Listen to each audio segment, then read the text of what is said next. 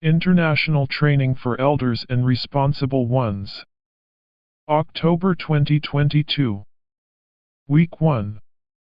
Day 6. Morning Nourishment. Psalms 23:1. Jehovah is my shepherd, I will lack nothing. 2 Corinthians 7:3-4.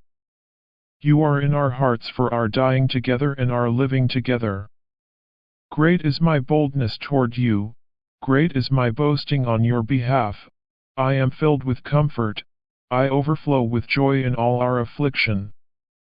Psalms 22-24 are a group of psalms revealing Christ from his crucifixion to his kingship in the coming age. In Psalm 22 we see Christ's death, his resurrection, and his many brothers produced in his resurrection to form his church.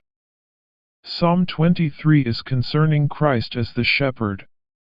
This shepherd today is in his resurrection.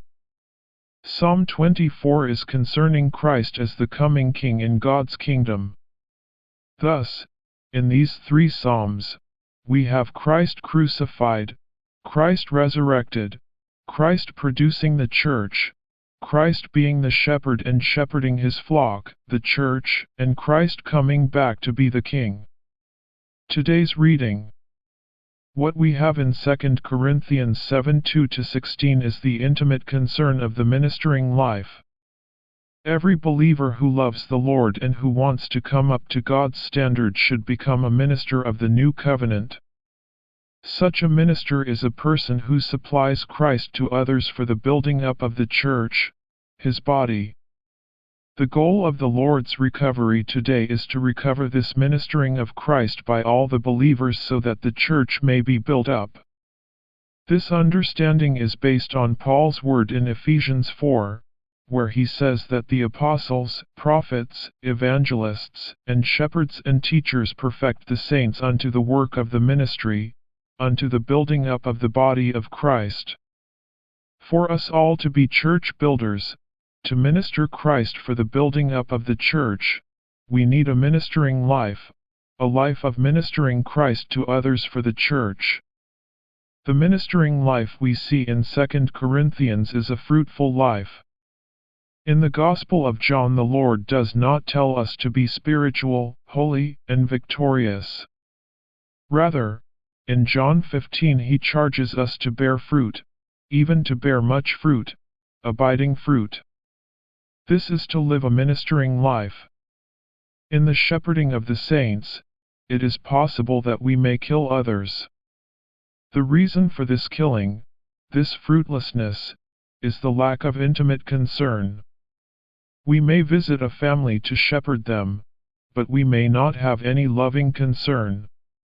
Rather, our motive may be to display our knowledge, spirituality, gift, or capability. The result is a killing. If we have ability to carry on a work but lack an intimate concern, our work will be fruitless. How fruitful we are, how much fruit we bear, does not depend on what we are able to do. It depends on whether or not we have an intimate concern. Paul was very human and emotional in his ministering of life. Paul was so emotional because his concern was so deep and intimate. Without this kind of concern, we could never be abundantly rejoicing in the way Paul was. Instead, we may be as cold as a freezer, altogether lacking in concern for the saints. Instead of warming up others, we make them even colder. Nothing can grow when it is in such a frozen condition. We need the weather of spring to come to thaw us out and warm up our life. Once again there is a need for a ministering life. Do you know what a ministering life is? It is a life that warms up others.